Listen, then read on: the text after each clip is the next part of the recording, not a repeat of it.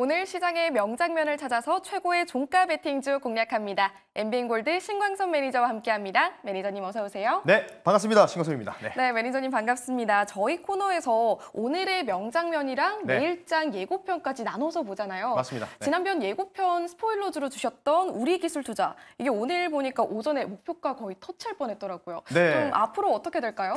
사실 이제 우리 기술 투자를 조금 늦은 감이 없이 좀 빠르게 좀 편입을 했다라고 좀 보시면 좋을 것 같은데, 물론 이제 목표가 대비해서 약간 좀 한 3, 4% 정도 모자랐던 부분이 없지 않아 있었습니다.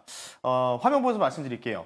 자, 우리 기술 투자를 편입한 이유는 딱 하나겠죠. 바로 비트코인이 관련된 상승을 좀 기대하겠다 이런 건데, 사실 비트코인이 이전에 최고가를 한번 갱신하고 나서부터 약 한 5주에서 6주 정도의 횡보, 기간 조정이 좀 나왔고요.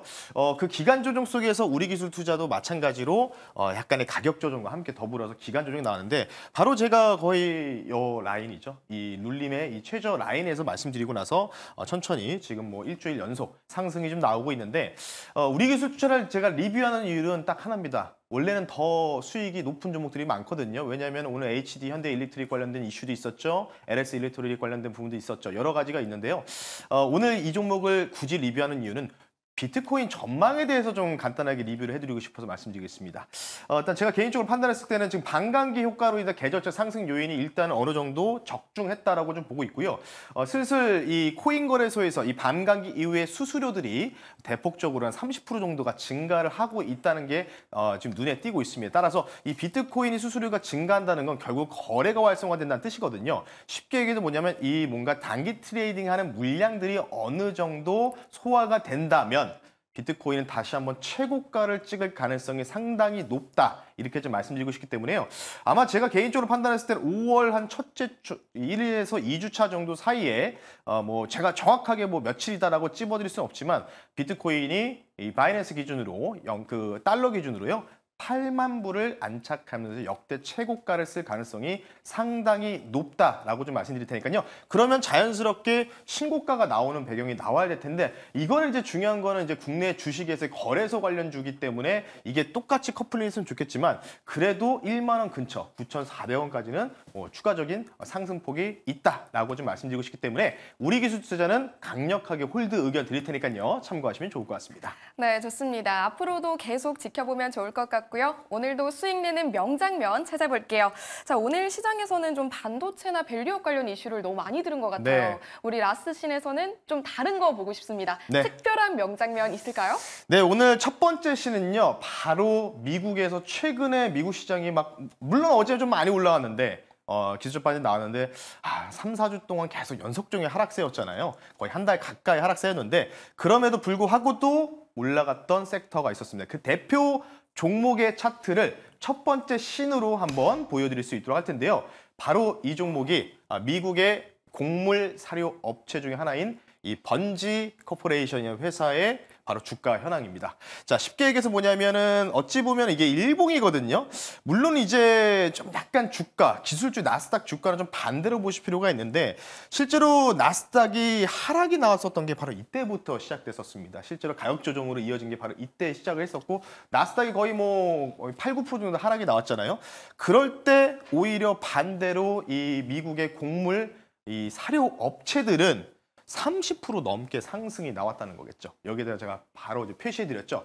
그래서 제가 볼 때는요, 지금 국내 이 곡물이라든지 사료 업체들 주가 추이를 보니까 이게 맞나 싶을 정도로 상당히 많이 주가가 다운그레이드가 많이 좀 되어 있는 상황인데, 그러면 오늘 명장면의 첫 줄, 바로 한 줄로 평가할 수 있겠죠.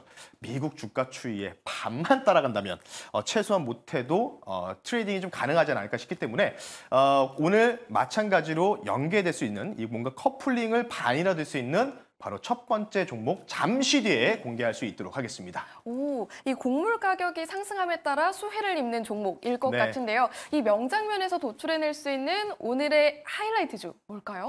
네, 오늘 종목은요. 뭐 여러 종목이 많습니다. 뭐 여러분들이 너이버나 이런 포털 사이트에 곡물 관련주, 뭐 사료 관련주라 검색하시면 대략 한 8, 9개 정도 종목이 나올 텐데요. 그중에서 가장 뭐 수급도 괜찮고 그리고 기술적으로 차트상으로도 뭔가 이 정도 가격이면은 조금 손실이 나더라도 버틸 수가 있겠지. 이 종목 한 종목을 좀 찾아왔고요. 종목명 바로 말씀을 드리겠습니다. 약간 좀 품절주 성격을 갖고 있는 종목을 가지고 나왔고요. 종목명 공개하겠습니다. 미래생명자원이라는 종목을 말씀 한번 드려볼 수 있도록 하겠습니다. 오, 방금 전에 명장면에서 말씀하셨던 것처럼 네. 이게 반만 따라가도 수익률이 굉장히 클 것 같은데요. 네. 그렇다면 투자 포인트 정확하게 짚어주신다면요? 그럼 반만 따라가면 한 15% 정도는 나오지 않을까 이렇게 조심스럽게 생각하는데 대표 곡물 관련 테마 종목 중에 하나다 이렇게 좀 보시면 좋을 것 같고요. 배합사료 사업을 영위를 하고 있습니다.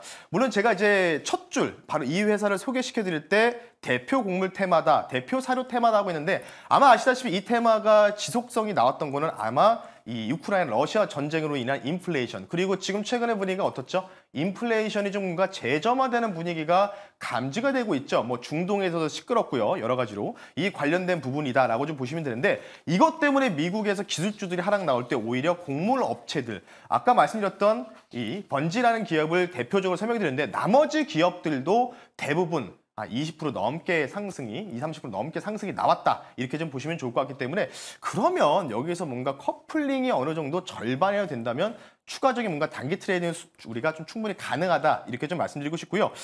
조금은 이제 5월 달을 우리가 조금 경계를 해야 될 것 같습니다. 지난번에도 제가 말씀드렸던 게 이 라마단이 아니고요. 그 6월절이라고 하죠. 이스라엘 6월절이 4월 30일 날 끝나고 그 이후에 또 다시 한번 중동바 이슈가 불거질 수도 있는 거고요. 그리고 추가적으로 미국에서 하원에서 이게 통과가 됐습니다. 우크라이나에게 또 84조 원을 추가 지원하겠다. 그럼 뭘 지원할까요? 이 돈으로 당연히 군사 물품들을 지원하겠죠. 그래서 지금 우크라이나 내부에서는 젤렌스키가 5월 달에 지금 이제 러시아의 정승전을 맞이해서 대반격을 좀 준비 중이다라는 보도가 있습니다. 이 관련된 부분에 따라서 또 한 번 5월 달 우리나라 시장에서는 전반적인 펀더멘트는 크게 문제가 없고 오히려 저평가된 기업이 많은데 지금 뭔가 이렇게 어지러운 상황 속에서의 뭔가 빛나는 진주 같은 기업이 이런 종목이 되지 않을까 싶기 때문에요. 미래생명자원, 지정학적 리스크까지 포함해서 두 가지 포인트 한번 짚어드렸습니다. 네, 오늘의 하이라이트주로 미래생명자원 만나봤습니다. 근데 사실 매니저님, 네. 저희가 곡물 관련 대장주라고 하면 한일사료 제일 먼저 떠올리잖아요. 네. 어떻게 생각하세요? 네, 맞습니다. 한일사료도 괜찮다고 보고 있는데요. 그래서 화면 보면서 말씀 한번 드려볼 수 있도록 할게요.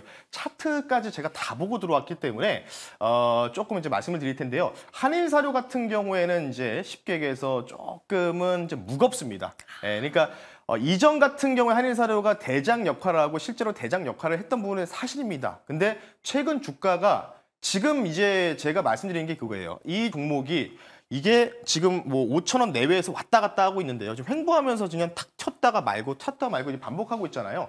근데 이 주가가 제가 뭐 10,000원까지 간다, 20,000원까지 간다 말씀 안 드렸잖아요. 그런 경우가 발생하면은 한일사료를 가지고 왔겠죠. 근데 좀 더 빠르게 움직일 수 있는 종목, 그리고 쉽게 뉴스 플로우가 나왔을 때 튈 수 있는 종목에서는 미래생명자원이 가장 좋다라고 좀 말씀드리고 싶고요. 목표 가격 말씀드리겠습니다. 이전에 단기 고점, 이 장대 양봉의 고점 연역을 한 번 더 갱신할 가능성에 한번 도전해 보겠다라고 말씀드리면서 5,600원 선을 목표 가격으로 제시해 드리고요. 손절 가격을 타이트하게 4,500원 선 말씀을 드릴 테니까요. 가격 전략 참고하시면 좋을 것 같습니다. 네, 미래생명자원 가격 라인까지 제시해드렸습니다. 자, 그렇다면 내일장을 또 대비해봐야겠죠? 내일 시장의 핵심이 될 예고편, 뭘로 준비해 주셨을까요? 제가 이제 이거 하기 전에 역전의 승부사라는 코너에서는 반도체 정말 많이 추천해드리고 많이 소개시켜드렸는데요. 지금 반도체 딱 하나 추천해드렸죠. 관심 종목으로 공개드렸죠. SK 하이닉스를 말씀드렸는데요. 그 이후에 뭐 전력, 전선 그리고 대부분 지정학적 리스크 관련주들 위주로 편입하고 있는데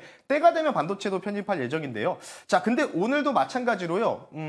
이 관련된 부분들이 조금은 유심하게 좀 봐야 된다라고 좀 보시면 좋을 것 같기 때문에 오늘 첫 번째 씬에서는 바로 이 곡물 관련된 이 차트를 좀 보여드리는데 두 번째 씬도 약간 비슷한 결을 가지고 왔습니다. 자, 두 번째 씬 한번 보시면서 설명을 드릴 수 있도록 할 텐데요. 바로 한국항공우주의 이 관련된 이 뉴스를 좀 가지고 나왔는데요. 이 회사가 이라크, 현재 지금 진행 중입니다. 이라크 방산 전시에 참가해서 이 관계자들과 이제 기념사진을 찍었다라고 좀 보시면 좋을 것 같은데 이 방산 관련된 부분들이 물론 현대로템도 많이 올라가고 최근에 좀 많이 올라갔지만 이게 뭔가 단순적인 테마보다는 우리가 앞으로 계속해서 포트폴리오에 담아서 끌고 가야 될 테마라고 저는 인지를 할 수밖에 없기 때문에요. 바로 종목명 공개할 수 있도록 하겠습니다. 종목명은 한국항공우주를 한번 두 번째 신종목으로 편입해 볼 수 있도록 하겠습니다. 네, 예고편에서 나와 있는 대로 KAR 그 자체였네요. 한국항공우주를 바로 오늘의 스포일러주로 준비해 주셨습니다. 자세한 이야기 좀 들어볼게요. 네, 일단 한국항공우주는 사명에 나와 있죠. 이 회사가 이제 육상전 관련된 부분들에 대한 방산 모멘텀보다는 이제 공군이라든지 이쪽에 대한 항공기 그리고 우주 산업 관련된 부품 사업을 영위하고 있는 기업이다라고 좀 보시면 좋을 것 같고요.